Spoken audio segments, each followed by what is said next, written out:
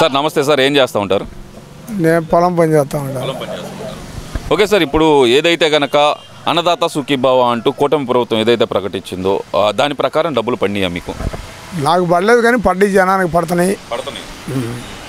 నాకైతే పడలా. అంటే 20,000 వేస్తానని చెప్పి 5,000 వేయటం ఏంటి సార్? కూటమి ప్రభుత్వం మోసం చేసింది అంటున్నారు కదా. మరి ఇప్పుడు వాడు చేసిపోయిన అప్పులన్నిటికీ వీళ్ళు సరిదిద్దుకోవడమే చాలా సస్తున్నారు. మరి దాని మీద ఇస్తాడు కాదు 20,000 అన్నమాట వాస్తవమే.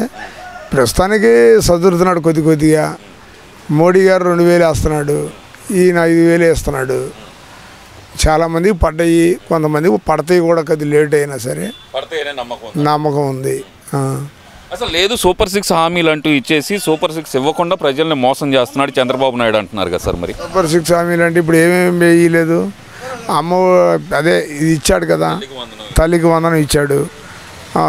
మరి రైతులకి వేస్తున్నాడు. పోతేనేమో ఈ ఆడవాళ్ళకి బస్సులు కూడా ఇప్పుడు మన గుంటూరు జిల్లాకు 100 బస్సులు ఆల్రెడీ సెలెక్ట్ చేశారు. మరి కోటి నడుపుకుంటూ వస్తున్నారు, ఆర్థికంగా దెబ్బతిని ఉన్నారు.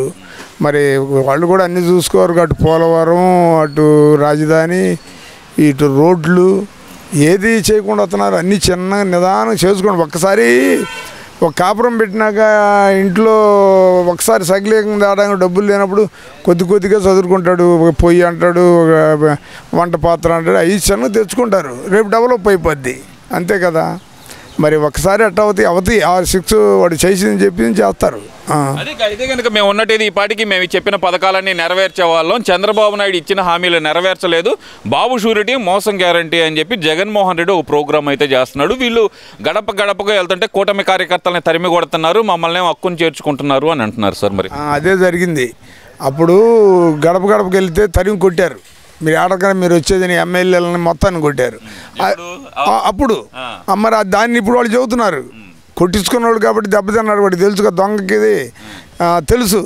అందుకని వాళ్ళకి జరిగింది వీళ్ళకి జరిగింది అంటున్నారు, జరుగుతుంది అంటున్నారు. జరగట్లా. వీళ్ళు అనుకుని మొత్తం చేస్తున్నారు. వాళ్ళు ఆయాల మరి చదువుకున్న పిల్లలకి ఫస్ట్ ఏం చెప్పాడు, నేను అమ్మఒడి వేస్తానన్నాడు.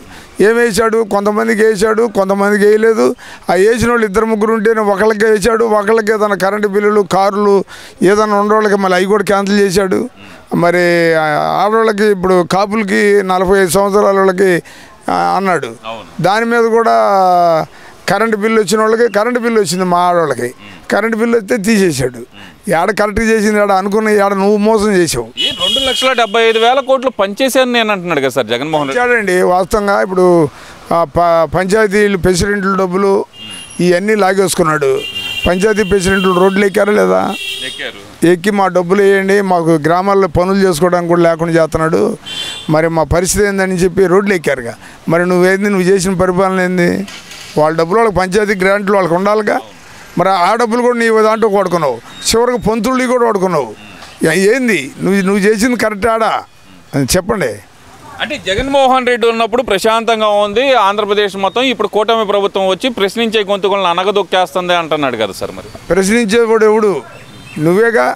నువ్వే మిమ్మల్ని ప్రశ్నిస్తుంది. మీరేంది ఈ ఎర్రచందనం నూకారు, ఇంకొకటి ఈ డబ్బు నూకాడు, ఇంకొకటి ఈ సీపు లెక్కల మీద డబ్బులన్నీ పోగు చేసుకున్నావని మిమ్మల్ని అడుగుతున్నారని మీ గొంతులు నొక్కినట్ట.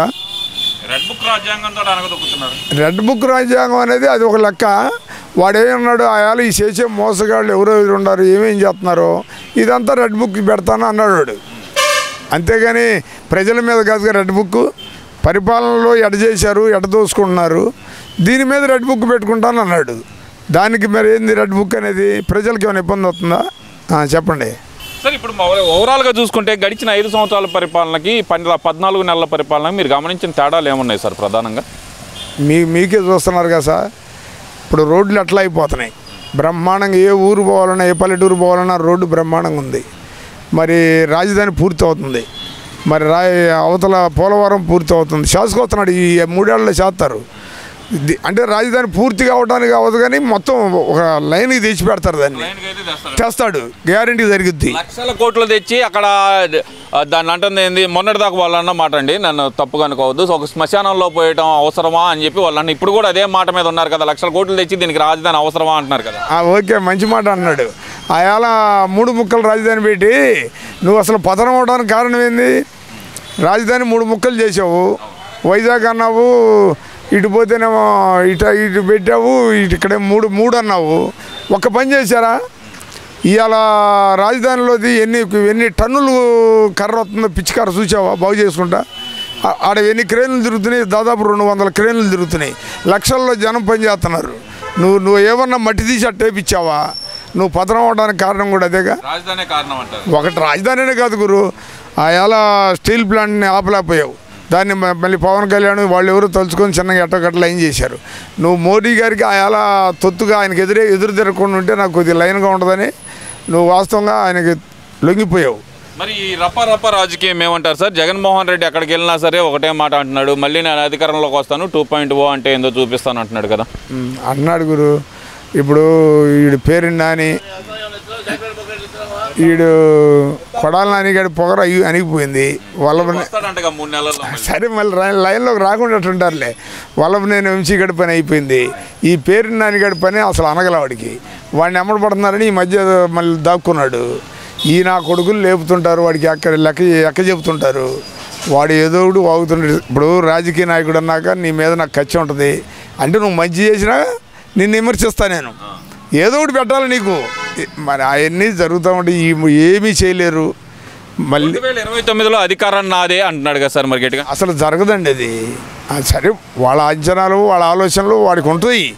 కానీ జనం మాత్రం ఏ కాడికి కూటమినే చూస్తారు, కూటమే కావాలనుకుంటున్నారు. పింఛన్లు కానీ తెల్లారిపాటికి ఆదివారం సెలవు వచ్చిందంటే శనివారం పొద్దున్నే తీసుకొచ్చి డబ్బులు ఇచ్చేస్తున్నారు. ఏమి ఒక రోజు ముందే 2 రోజులు 3 రోజులు సెలవులు వచ్చినప్పుడు ముందు ఇస్తున్నారు. జనానికి ముందు ముసలి కమ్మగా డబ్బులు ఇంట్లో కూర్చొని తీసుకుంటున్నారు. ఏదోవరికైనా కీలో నుంచిన వాళ్ళు ఇప్పుడు ప్రశాంతంగా ఇంటికాడ వీళ్ళ మొత్తాన్ని తీసాడు. ఏది వీళ్ళు ఉండారు చూడు, వాలంటీర్లు తీసి తెంగి సచివాలయం ఉద్యోగస్తులకు ఇస్తున్నారు.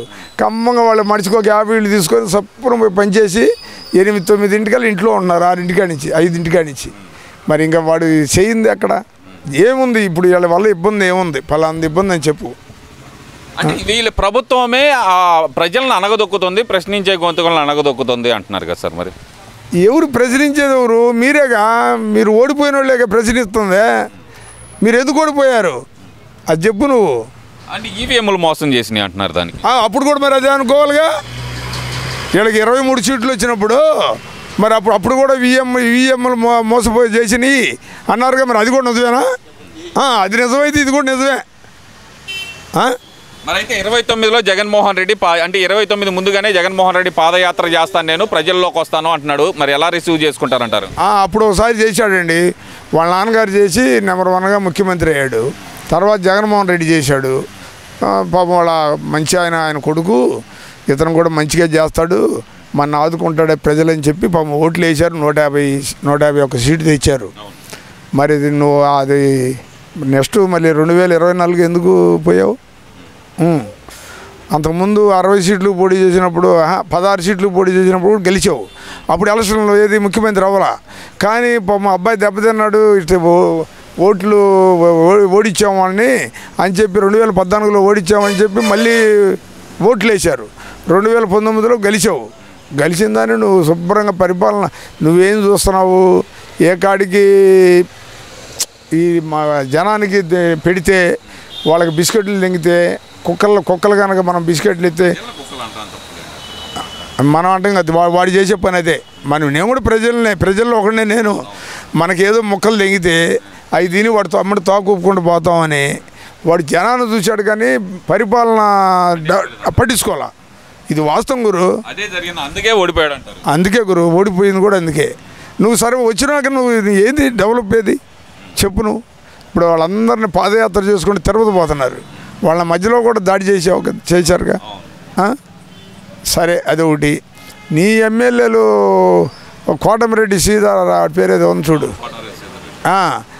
అట్టోళ్ళని నువ్వు ఒకరిని పెట్టి రౌడీని పెట్టి నా కొడక నేను బండి కట్టుకొలుతారా నా కొడక.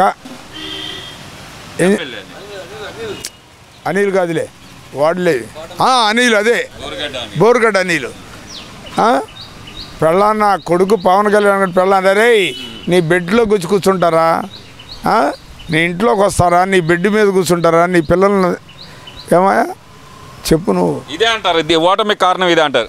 గ్యారెంటీగా ఇవన్నీ ఉండయి. ఒకటి కాదండి, మనకు అన్నీ ఆడ గుర్తుడిసి వస్తాయి. పాపం పండింది.